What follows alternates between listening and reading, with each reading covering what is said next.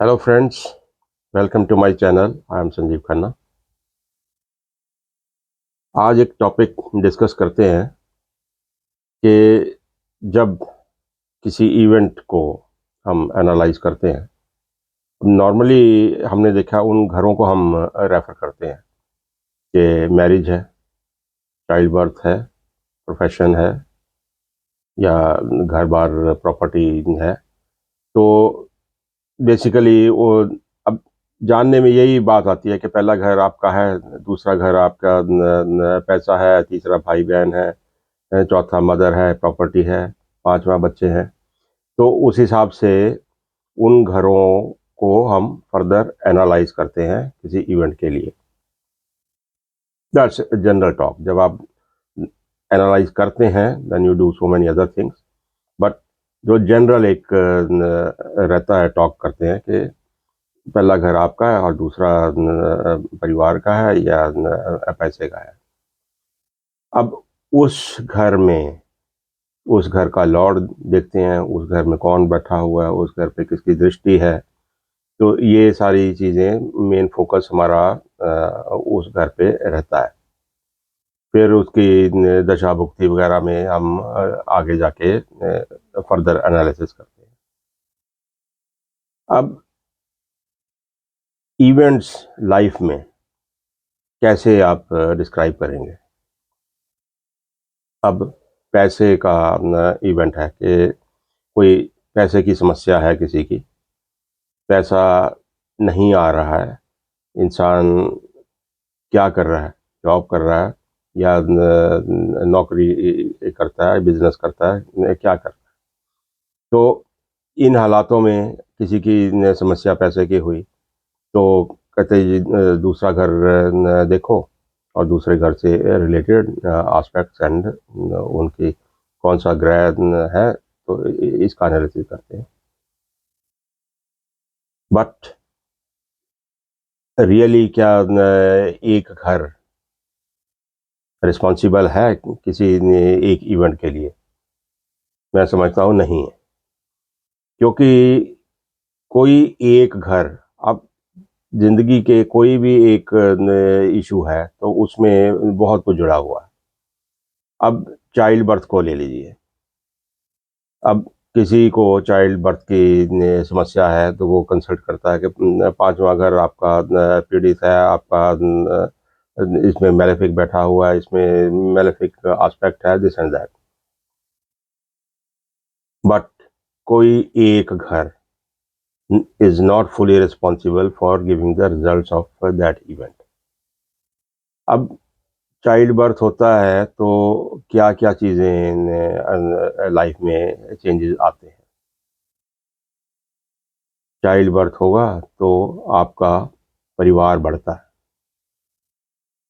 परिवार आपका बढ़ता है, बच्चा पैदा होता है, आपका स्टेटस बदलता है, पेरेंट्स बनते हैं आप, और आपकी इच्छा न रही है कि मेरे संतान हो तो वो आपकी इच्छा पूर्ति होती है। तो पांचवा घर कई बार बहुत अच्छा उसकी प्लेसमेंट होती है। बट ये जो सपोर्टिंग हाउसेज हैं, अब फैमिली बढ़ती है तो दूसरा घर कितना इंपॉर्टेंट हो जाता है। आपका परिवार है, अगर कुछ इतना मेलेफिक एस्पेक्ट पड़ा हुआ है सेकंड हाउस में, या आपका परिवार बढ़ने के लिए वहाँ पे गुंजाइश नहीं है, या आपका 11th हाउस में इतना नेगेटिव एस्पेक्ट है कि आपकी इच्छा पूर्ति में बड़ी प्रॉब्लम्स है, तो इवेंट नहीं हो पाता है। तो चाइल्ड बर्थ के लिए अब दूसरा घर, पांचवा घर और 11th हाउस ये इंपॉर्टेंट हो जाते हैं। सिमिलरली आप शादी को लेकर कोई किसी की समस्या है तो हम देखते हैं कि भाई सातवें घर को देख लो। सातवां घर मेनली वही बात की जाती है। अब सातवां घर आपका शादी का है। अब शादी का डे बाय डे शादी का कॉन्सेप्ट ही बदलता जा रहा है। पहले जो लव अफेयर्स होते थे, आज आज की डेट में they are as good as marriage, live in relationship हो जाते हैं। तो शादी में और लिविंग रिलेशनशिप में क्या अंतर है? कोई अंतर नहीं है।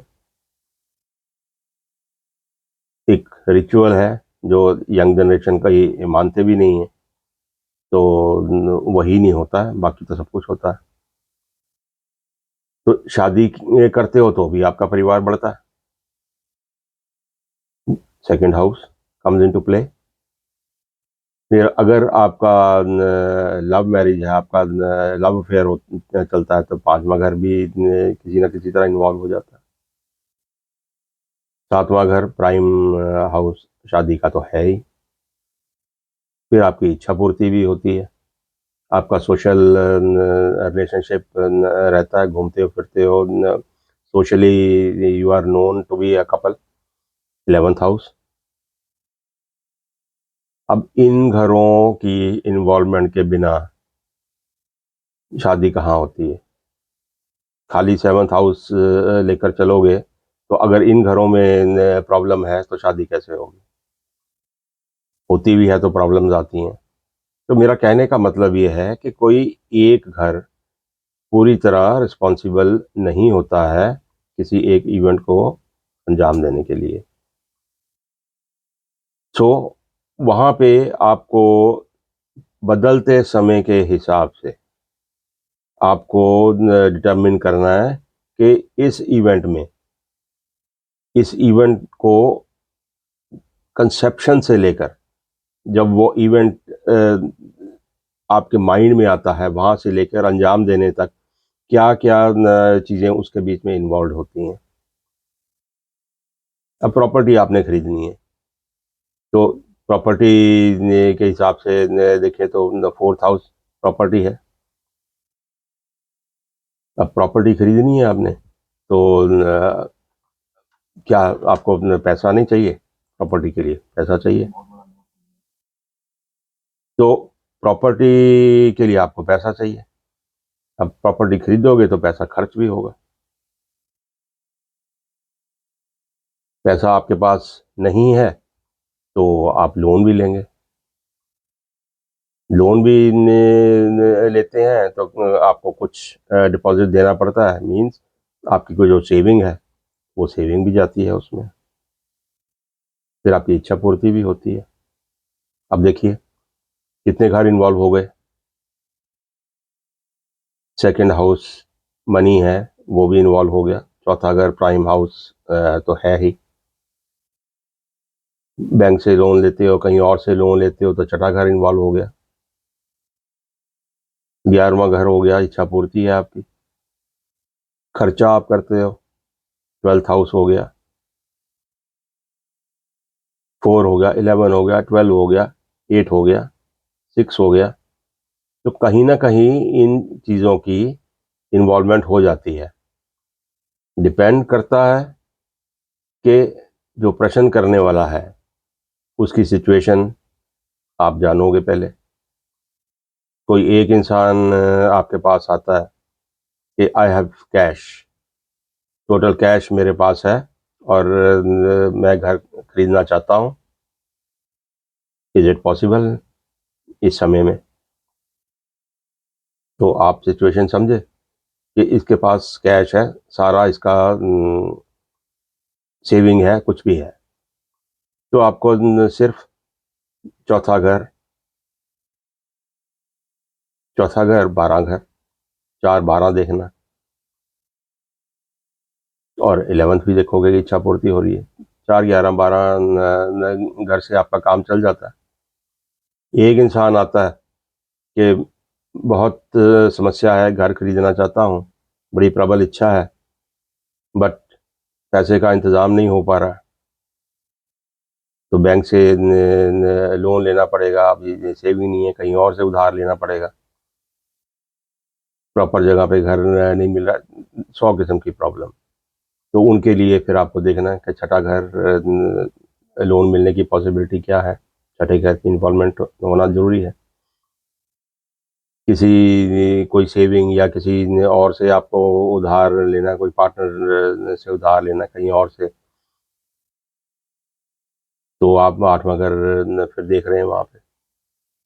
तो कोई एक घर में आपको कंसंट्रेट नहीं करना है, एक इवेंट को आपको एग्जामिन करना है कि सोशली और इंडिविजुअली उस घर की पूर्ति के लिए कौन कौन से रास्ते में कौन सी चीज़ें उसमें इन्वॉल्व है।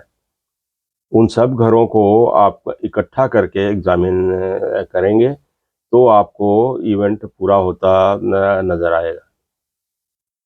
That is the right approach to do it. तो सिंपली एक घर पे कंसंट्रेट नहीं कीजिए, इवेंट को एग्जामिन करिए, प्रश्न पूछने वाले की सिचुएशन को एनालाइज कीजिए। अब सपोज चाइल्ड बर्थ का इशू है किसी का, अब द कपल आपसे बोलते कि जी हम बहुत देर से ट्राई कर रहे हैं, हो नहीं पा रहा है, कंसीव नहीं हो रहा, तो दैट मीन्स कोई मेडिकल प्रॉब्लम है। अब 2, 5, 11 तो वैसे एक परफेक्ट कॉम्बिनेशन वैसे ही बन जाता है कि चाइल्ड बर्थ के लिए, बट अब आपको इच्छा पूर्ति हो नहीं रही है आपकी, तो क्या प्रॉब्लम आ रही है वहाँ पे? 6, 8 आपको वहाँ पे नज़र आ रहे हैं वो सारे कॉम्बिनेशन में। 6, 8 के बाद 11 भी नज़र आ रहा है आपको, तो दैट मीन्स कि कुछ ना कुछ मेडिकल इंटरवेंशन के बाद इच्छा की पूर्ति हो जाएगी। तो ये सारी सिचुएशन के हिसाब से बाकी घरों की इन्वॉल्वमेंट होती है, उनको भी एग्जामिन करना ज़रूरी है कि जो नेगेटिव इफ़ेक्ट किसी ने घर का आ रहा है वो कब दूर होता है जाके। 5वें घर को ही नहीं देखते जाओगे, तो छठा 8वां कब पॉजिटिव में चेंज होता है, तो that period would be the fruitful period. तो ये कहने का मतलब ये है कि आप सिचुएशन को समझ के तब आप एग्जामिन करिए कौन कौन से घरों को आपने देखना है और उन घरों का पॉजिटिव इम्पैक्ट कब पड़ता है प्रश्न पूछने वाले की जन्म कुंडली में, तो that would be the right period जो आप प्रोडिक्ट करेंगे। तो इस हिसाब से थोड़ी सी अप्रोच को वाइडर एरिया में आप देख के तब सारे इवेंट्स को प्रोडिक्ट करना वो आप देखिए।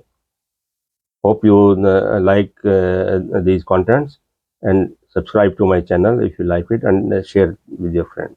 Thank you.